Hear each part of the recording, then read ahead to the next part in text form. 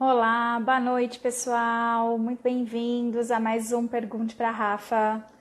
Hoje, quarta-feira, nós faremos não, né? Estamos já realizando aí o Pergunte para Rafa. Quartas-feiras, às 20 horas, tem o Pergunte para Rafa, onde você pode fazer perguntas relacionadas à perinatalidade e parentalidade, sobre saúde mental materna, né, das questões aí que envolvem então o psicológico nesse momento de perinatalidade e parentalidade, ok?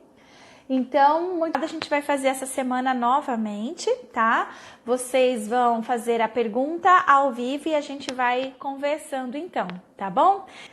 Vamos ver, a Thaisa que já falou como e quais as reais informações pode passar para as mães frente ao coronavírus. Thaisa, vou te chamar, tá certo? Aqui pra gente poder conversar um pouquinho. Então, aceita aí, tá certo? Cadê aí? Aí, entrou. Thaisa, é você de novo, querida! Falei que se a pessoa ficar com vergonha, eu não tenho. Que chique! Só dá você, tá ficando famosa, daqui a pouco vai ter que dar autógrafo, hein? Que chique, que delícia! Então, vamos falar um pouquinho. Faz aí a sua pergunta, que aí eu respondo. Bom, eu acho que é o que está pulsando nessa semana. E em consultórios eu tive muito essa questão do tal do coronavírus, muito ativo aí nas nossas conversas, mas especificamente com as gestantes, especificamente com as mamães aí de primeira viagem. O que que a gente pode orientar, né? O que que a gente tem de real informação no meio de tanta coisa que está sendo falado. Então, a minha dúvida hoje é sobre isso. Certo, então vamos lá. Que situação nós estamos vivendo, hein? Quem diria que de uma semana para outra, né, a gente estaria vivendo essa situação toda, né? E com isso, as gestantes, elas são já grupos de risco mesmo, né? É, não que a gente tenha casos confirmados que ela é um grupo de risco no coronavírus, coisas assim. Mas, em geral, no período da gestação, há uma mudança no organismo, né? Que deixa, então, a gestante já mais vulnerável, né? Então, tudo quanto aparece de vírus, a gente, infelizmente, né, alguns anos atrás, passou pelo Zika vírus, né? E esse, sim, né, atacou as gestantes de uma forma, né, severa. Muitas crianças nasceram com microcefalia, inclusive, né? Então mexeram muito aí com o bebê ideal, bebê real, foi uma situação. Então, assim, o que a gente recomenda para gestantes? Que elas realmente sigam as instruções de ficar em casa, né? Então, realmente, elas, por serem um grupo aí mais vulnerável, a gente não tem estudo nenhum ainda, por exemplo, dos efeitos teratogênicos do coronavírus no bebê, né? Então, assim, tá tudo vindo muito rápido. Então, o que tive de informação agora, né? Agora que eu digo hoje, tá? De manhã, que o coronavírus não é transmitido pelo bebê nessa comunicação mãe-bebê, tá? Tudo pode mudar amanhã, né? Ou outra informação que foi passada hoje à tarde e eu não vi, tá bom? Então, mas hoje de manhã, a informação que eu percebi é que não é passado, né? Uma gestante que tem o corona, não é passado diretamente cordão umbilical, placenta, diretamente para o bebê. Entretanto, a gente já tem casos de recém-nascidos com corona. Então, precisa ser investigado como que esse bebê, né, se foi durante o processo do nascimento, que tipo de nascimento foi esse, teve contato com o sangue da mãe, né? Então, entender algumas questões aí é importante, porque realmente tem bebês já, não aqui no Brasil, até onde eu sei, mas já fora, com corona, né? Então, de alguma forma, durante o parto, né, algo aconteceu aí que esse bebê acabou apresentando. Então, assim, a gente tem que tomar cuidado, porque esse momento é de muito estresse já para a população geral. A população geral já está estressada, já está com alta ansiedade por conta do que está acontecendo. No período da gestação, uma mulher que apresenta uma ansiedade mais elevada e um estresse mais elevado pode ter como consequências um parto prematuro, um nascimento baixo peso, tá? Isso pode acabar tendo consequências, um estresse muito elevado. Então, uma conversa com as gestantes nas nossas redes sociais, indicando para elas que elas precisam, sim, se resguardar em casa, né? Lavar as mãos a todo momento, se for necessário usar álcool em gel, evitar de fato ir ao mercado. Elas já estão dispensadas dos trabalhos, né? Pelo menos em alguns estados, aqui no estado de São Paulo já existe, né, um decreto aí de que gestantes estão dispensadas, é como se fosse ponto facultativo para elas, né? Assim como pessoas com mais de 60 anos também. De irem trabalhar, né, para o seu local de serviço. Pelo que também que o pessoal andou estudando aí, publicando, é que mulheres em período de amamentação podem amamentar o bebê. O coronavírus não é passado pelo leite, até a informação que eu tive. Tá bom? Tudo pode mudar novamente, é bom a gente frisar, né? Com novas investigações e ciência. Mas até o momento a indicação é que a mulher não pare de amamentar o bebê. Continue, mas ela tem que higienizar muito bem a sua mão, tem que estar usando máscara, né? Para evitar que essa criança, então, venha adquirir o coronavírus, se a mãe assim tiver, né? Mas que ela pode continuar na amamentação, se for necessário, às vezes até fazer uma ordenha, tirar o leite, e oferecer esse leite de uma outra forma, num copinho, por exemplo, uma colherzinha, evitar a mamadeira. Porque se ela tem pretensão de continuar amamentando essa criança, a mamadeira é um dificultador depois, né? Para a criança voltar a pegar no peito, porque ela vai receber o leite de forma mais fácil e tal. E aí, tudo que é mais fácil, a gente já é da natureza do ser humano deixar de lado, né? A gente nunca vai preferir o mais difícil, a gente sempre vai preferir o mais fácil. Então, aconselhar, se for para tirar leite, né? Dar num copinho, numa colherzinha e não na mamadeira, por exemplo, né? Numa chuquinha, por exemplo. Que aí depois, se essa mulher tiver a intenção de continuar amamentando essa criança depois, né? Quando ela sarar e tudo mais, vai ter um dificultador aí, ok? Então, assim, no momento a gente tem poucas informações, mas para quem tem, por exemplo, blog, né? Não fica postando todo dia como se fosse para deixar em pânico a mulher, né? Porque quando você posta todo dia falando a mesma coisa, gestante, cuidado, alerta, socorro, né? Isso pode deixar essa mulher com um nível de estresse maior, né? Ela vai ficar com medo. Então, assim, a gente precisa tentar tranquilizar elas para que elas possam, sim, ficar atentas, tomarem todos os tipos de precaução. A gente não pode falar assim, não, fica na paz, no amor, porque senão ela vai sair, vai pegar ônibus, vai se expor a um risco desnecessário, né? Então, a gente precisa ter a medida, né? Na hora da gente publicar nas nossas redes sociais o alerta para elas. A medida certa é levar a informação de que, como toda a população, evitar sair de casa, não é só elas, mas para elas serem um grupo de risco, mais ainda, peçam para o vizinho, para alguém fazer mercado, né? Liga para alguém, pede para alguém fazer mercado, para não precisar sair mesmo de casa. Evitar receber visitas, e se receber visitas, pede para a visita, a primeira coisa, fazer lavar a mão, se higienizar, né? Para poder, né? E não vai tocar, não vai beijar, né? Todas essas recomendações a gente passa para elas, né? Mas assim, de uma forma a não deixar elas também estressadas. Então, assim, um dia posta sobre o corona, no outro dia posta sobre uma outra informação para a gestante, para que ela fale assim, bom, se hoje, né, não teve é porque eu consigo manter meu equilíbrio psicológico e tal, entende? Assim, a gente tem que manter esse equilíbrio para não desesperar elas, porque se a gente deixa elas em desespero, eleva a ansiedade, eleva o estresse, pode haver nascimento baixo de peso, pode haver nascimento prematuro por conta disso. E, ao mesmo tempo, a gente não pode deixar de informar, não pode deixar de alertar da importância dela se cuidar. Tá aí o nosso desafio, encontrar esse meio termo. Certo? Certíssimo. Informação com sensibilidade, né?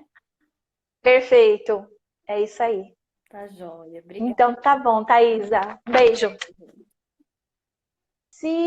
Cássia Barbieri. Tem alguma orientação para as tentantes, as que estão em processo de iniciar um tratamento em reprodução humana assistida? Vou te chamar aqui, tá certo?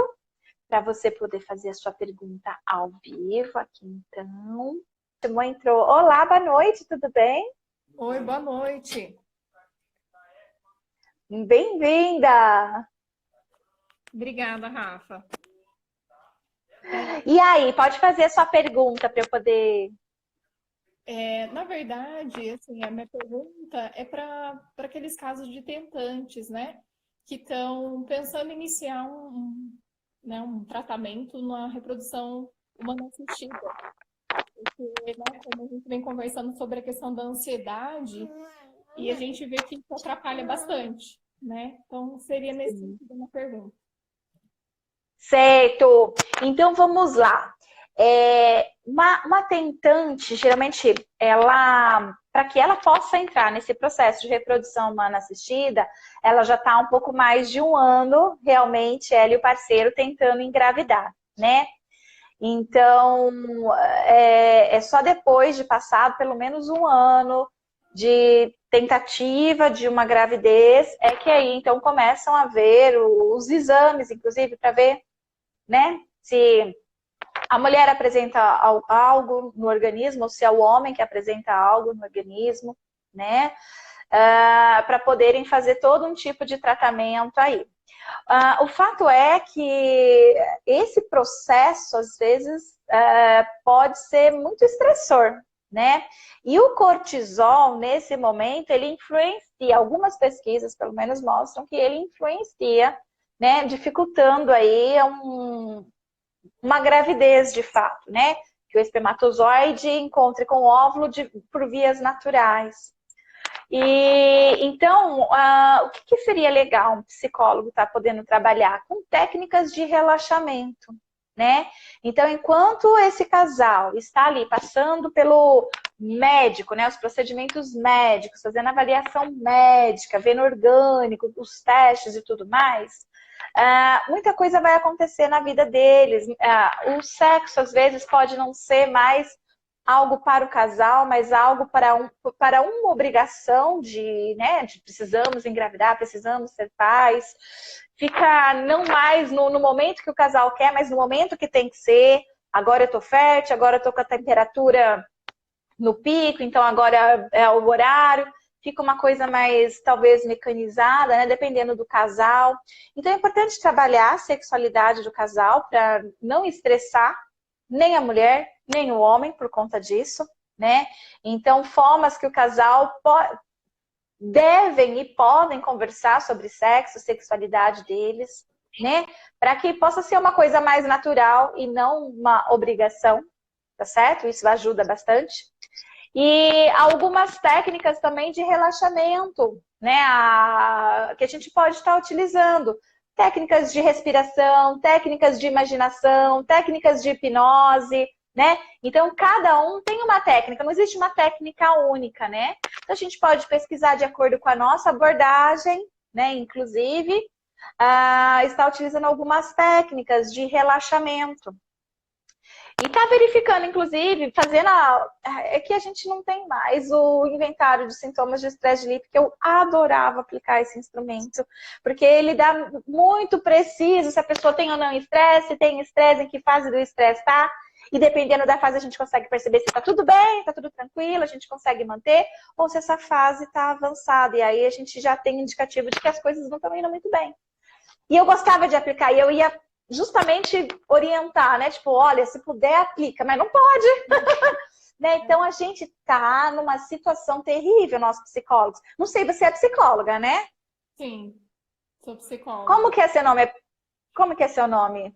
Cássia. Márcia? Cássia. Cássia. Ah, por isso que é psicássia. Eu que tava lendo errado, então. Era eu que tava lendo errado. Certo. Então, Cássia, né, a gente fica numa situação muito delicada essa de não termos os instrumentos. Mas a gente sabe alguns sintomas de estresse, né, que indicam um estresse muito elevado, picos de estresse, né? Então, se a pessoa, por exemplo, mudou de apetite, se ela, de repente, está com algumas manchas na pele, né? Se ela está com vontade de fugir de tudo, se ela apresenta isolamento social, né? Então, isso já mostra pra gente que o cortisol dela tá alto no organismo, mais do que o da população, né, em geral aí apresenta, que já dá pistas pra gente. Que uma boa psicoterapia, né, ajudando ela a lidar com toda essa situação, mas também nós podemos oferecer essa possibilidade do relaxamento. Se possível, a psicoterapia ser com o casal, e não só com a mulher ou só com o homem, né? Então, esse trabalhar com o casal vai ajudar bem, né, nesse momento, porque ambos vão estar ansiosos, ambos vão estar estressados, né? Você vai ter que trabalhar a sexualidade e trabalhar questões também, às vezes até de você quer ter um filho ou quer ser mãe, igual a gente falou na semana passada, na live da semana passada. Porque às vezes eles vão se desgastar por anos e no final descobrir que na realidade ninguém queria ser pai e mãe mesmo. E no final das contas, gastou dinheiro, vendeu casa, carro que não podia, até engravidou, mas daqui 3 meses abortou, e aí lá no final você descobre que na realidade ninguém queria ter filho mesmo, né? Era só uma questão. Então, isso também é importante ser trabalhado, tá certo? Verificado, porque às vezes logo de cara, né, você começa a entender, olha, por que essa necessidade de vocês terem filhos? Né? Da onde vem? Por quê? Por que isso vai completar você quanto mulher ou vai completar você como homem? Né? Então, fazer esses levantamentos, essas questões são importantes e ajudam também essa pessoa a refletir bastante sobre isso. Algumas pessoas, muitas vezes, passam anos e anos com tratamento, não engravida, ou se engravida, muitas vezes tem um aborto, e resolvem adotar. E depois que adota, 1 mês, 2 meses depois engravida. Não sei se você já viu histórias como essa, mas é comum, né? Então, o que aquela pessoa precisava era só ter uma permissão para ser mãe ou ser pai, sabe? Porque ela percebeu que ela consegue maternar. Então, conhecer a história dela com a mãe, com o pai, com os irmãos, faz parte desse processo, né? Porque ajuda, sabe? Assim, ó, uma mãe que de repente falava para ela: ah, você nunca vai prestar para ser mãe, você não cuida das suas coisas, ou olha, você foi muito má comigo, o dia que você for mãe, você também vai ter uma filha, e essa filha também vai fazer com você tudo que você fez comigo, sabe? Então são tipos de falas que ficam registradas, e aí a pessoa tenta, mas é porque ela ainda não fez as pazes com essa mãe má, né? Com essa mãe que jogou a praga, entende? Por mais que ela goste da mãe, ame a mãe, mas no momento de conflito essas coisas podem acontecer e ficar registrado e ser forte, fica lá. Entende, Cássia? Sim. Tá fazendo sentido? Total sentido. Nossa, foi muito legal, assim, essas orientações, que acabou de chegar um caso bem recente para mim, e eu estou iniciando, né, nessa área da perinatalidade, parentalidade, então essas orientações foram muito ricas e vão ajudar nas próximas sessões aí. E essa dúvida eu tinha mesmo, da questão individual ou casal. Então, acredito que seja bem produtivo o casal. Show! Que bom, então. Que bom que eu ajudei. Aí, qualquer coisa, quarta-feira que vem, volta aqui de novo, tá bom? Tá certo. Muito obrigada, Rafa. Boa noite. Boa noite, Cássia. Um prazer. Tchau. Tchau. Cíntia, Rafa, sou psicóloga clínica e tenho muito interesse nessa área, mas queria saber como abordar isso na nossa área. Cíntia, eu posso estar te chamando aqui, né? E você faz essa pergunta ao vivo aqui pra gente, tá bom? Tô mandando aqui. Mandei já para você, tá, Cíntia? O convite, aceita aí para a gente poder conversar um pouquinho, né? Ah, entrou, Cíntia entrou. Boa noite. Boa noite, Rafa. Tudo bem? Tudo bom? Tá me ouvindo Que bem? bom, Brasil. Tô te ouvindo bem, sim. Tá, que eu tô aqui sem fone de ouvido, então eu não sabia se estava saindo bem o áudio. Tá sim, tá ótimo o áudio, Cíntia. Ó, eu terminei o atendimento, tô aqui no meu consultório ainda, acabei de atender e eu vi uma matéria sua, eu sou de São José do Rio Preto, e eu vi uma matéria sua no Diário da Região aqui, inclusive foi até eu mesma que indiquei, o meu esposo que escreveu a matéria, inclusive. Ah, que legal, sério? Que Sim. gostoso. Eu trabalho à noite, né, na área clínica e trabalho numa clínica de ultrassom com uma médica, que ela é ginecologista obstetra, e então eu fico o dia inteiro com gestante. Certo. E aí eu queria entender como que a gente atua já nesse ramo, como que eu faço para entrar nesse ramo das gestantes? Geralmente é em grupo. Como que é mais fácil para a gente começar a trabalhar com elas? Porque eu sinto assim que elas têm muitas dificuldades, principalmente relacionado ao papel de mãe, igual você estava comentando agora há pouco, né? É um medo de não ser a mãe suficientemente boa, é um medo de não dar conta de tudo, constantes medos, né? Sim, sim, são mesmo. Você é psicóloga, né, Cíntia? Sim. Certo. Então, olha só. A psicologia perinatal, ela vai estudar o antes, o durante e o após o nascimento. Então, é o que está em torno do nascimento perinatal, tá? Então, gravidez, parto e pós-parto. Em geral, por exemplo, se você está numa clínica, se você vai atender numa clínica particular, provavelmente você vai fazer atendimento individual, tá? Uhum. Então, as queixas são as mais variadas, tá? E principalmente são queixas de quem não está muito feliz com a gestação, não planejou a gestação, ou às Sim. vezes até planejou a gestação e está feliz com a gestação, mas está preocupada porque tem alguma doença, e aí se torna uma Uhum. gravidez de risco, tá? Sim. Então é muito particular, assim, e individual, o que vai levar essa pessoa a buscar o nosso atendimento na clínica. Mas a gente pode fazer individual, e ao fazer individual, a gente tem que analisar bem qual é a queixa. Porque Uhum. se a queixa precisar ser trabalhada, por exemplo, durante o período de gravidez, a gente tem que trabalhar com a chamada psicoterapia breve. Entendi. Então, dependendo da abordagem que a gente trabalha, se são abordagens de longa duração, abordagens de insight, a gente vai precisar adequar para uma psicoterapia breve. Uhum. Porque, por exemplo, assim, eu gosto de dar o exemplo de uma mulher que chega pra gente e fala assim, olha, eu tô triste com o sexo do meu bebê. Eu queria uma menina e veio um menino.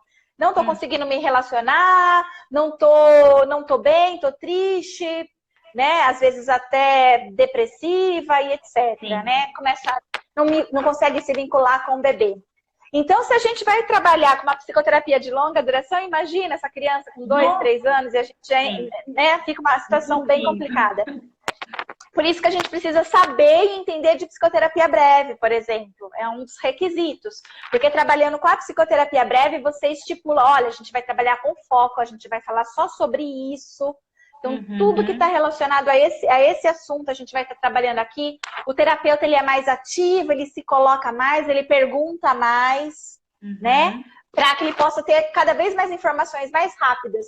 E sabe, existe um conceito chamado transparência psíquica, é da psicanálise. Mas o que os psicanalistas perceberam e que a gente pode utilizar em outras abordagens também?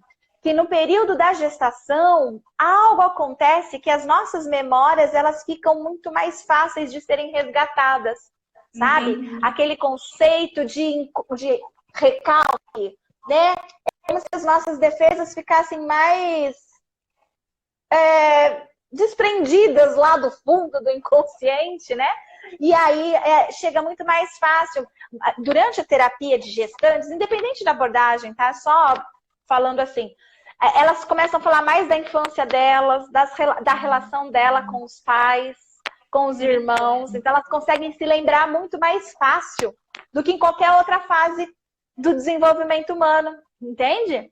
Uhum. Então, é legal, né? Você aproveitar esse momento para fazer psicoterapia breve, justamente porque essas defesas estão mais frágeis, consegue vir à tona muito mais fácil algumas informações. É só você perguntar, ela rapidamente consegue buscar, tá bom? Isso é algo interessante de saber.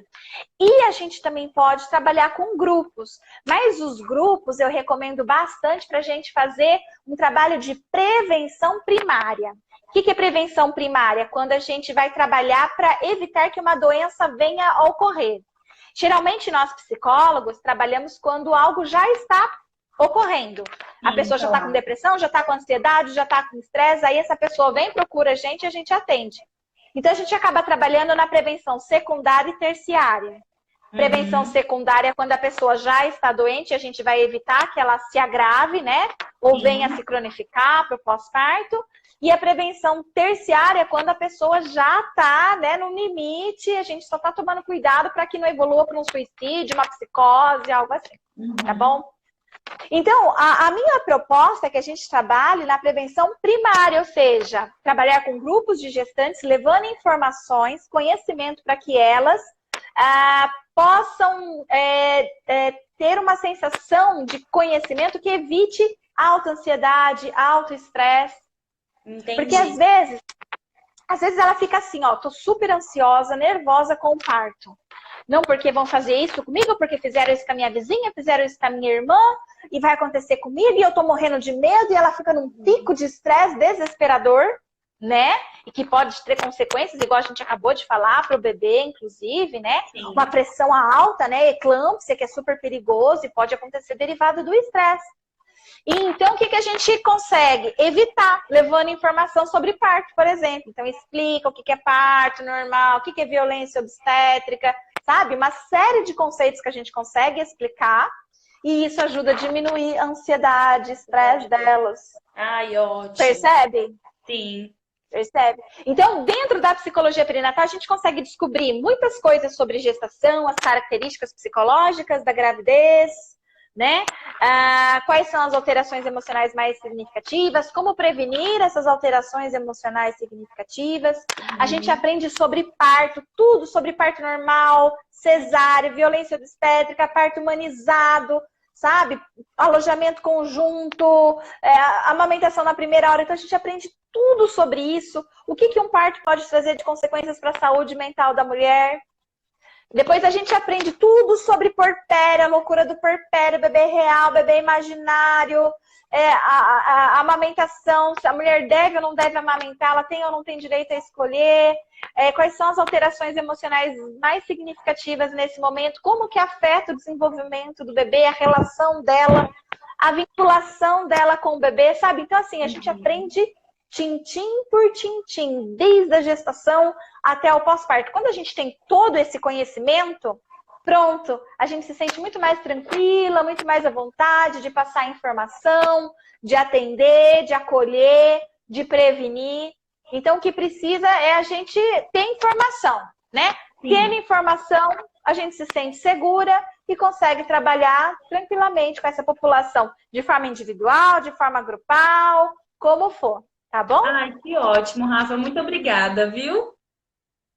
Ai, que bom. Eu que agradeço. Deu várias dúvidas minhas. Porque a gente às vezes trabalha no consultório e acaba trabalhando com um grupo específico. Eu trabalho muito com adolescente, com jovens, né? E aí, por ter esse acesso nessa clínica de ultrassom e ver a gestante todos os dias, eu percebo muito isso nelas. Esses medos, essas ansiedades, a percepção de que a gestação não é tão linda quanto todo mundo fala, que ela é cheia de preocupações, né? Ainda mais no pré-natal, para fazer exame de TN, morfológico, e aí veio aquele monte de preocupação. Então, nossa, assim... Você tá num campo rico, né? Nossa, e você tem muita coisa que você pode fazer, viu? Você pode fazer o que a gente está chamando aí de atenção psicológica gestante, que é esse trabalho anterior de informação. Você pode fazer um trabalho para ansiedade que vem antes de fazer ultrassom. Elas são um pouco ansiosas antes de fazer ultrassom. Sim, e às vezes elas podem sair mais ainda ansiosas depois, porque pode receber a notícia de uma anomalia, pode receber a notícia do sexo do bebê não ser o que ela planejou, desejou, e isso pode gerar né? Uma ansiedade maior ainda. Então, nossa, você tem um espaço muito amplo para vários tipos de trabalhos aí. O que eu vou recomendar, Cíntia? Eu tenho um curso que é de R$ 12, ele chama Atenção Psicológica na Perinatalidade. Certo. E ele vai falar justamente sobre gestação, parto e pós-parto. Então, talvez... Isso, eu vou explicar certinho sobre gestação, parto e pós-parto e como o psicólogo e outros profissionais de saúde também podem atuar, tá certo? Então, ele é super baratinho, R$ 12, atenção psicológica na perinatalidade. Se eu não me engano, são 2 horas o curso, tem entrega de certificado e isso já vai te ajudar a ter uma outra visão aí do que você pode fazer, tá certo? Ai, tá ótimo. Obrigada, Rafa. Boa noite, viu? Boa noite, eu que agradeço. Um beijo. Outro, tchau. Prazer. Tchau. Então, é isso aí, pessoal. A gente vai finalizar agora a nossa live, 15 para as 9. Foi um prazer estar aqui com vocês. Fico muito feliz que vocês entrem aqui para perguntar, né? Vontade de participar, de conhecer mais sobre psicologia perinatal. Às vezes você está conhecendo o Mater Online agora, acabou de entrar e ficou aqui, então muito bem-vindos. Vou deixar aqui o convite para você que já segue o Mater Online ou para você que acabou de conhecer o Mater Online. Entre na nossa comunidade Profissionais em Ação no Telegram. É uma comunidade onde todos os dias de segunda a sexta eu posto conteúdos exclusivos, né? Um monte de podcast que eu só posto lá, você não vai encontrar em outro lugar. Não é postado no Instagram, não é postado no YouTube, não é postado no Facebook, você só encontra lá. E todos os dias uma informação muito relevante, muito importante para você, profissional da saúde, que é psicólogo ou não, mas ali tem muitas informações importantes para você que quer começar a trabalhar com essa população ou que já trabalha com essa população, ok? Pessoal, mais uma vez, cuidado.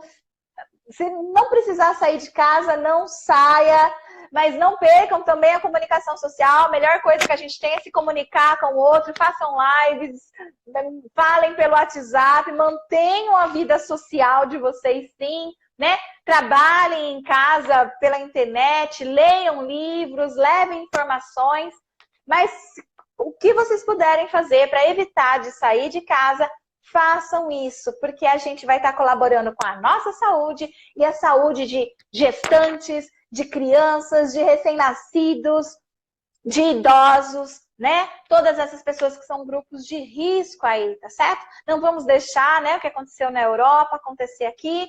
Que bom que a gente começou a ter essas medidas antecipadas, né, de prevenção. Então é isso aí, ok, pessoal? E sem também histeria, hein, gente, né? Né? Vamos cuidar da saúde, trabalhar com a prevenção, mas sem precisar também ficar totalmente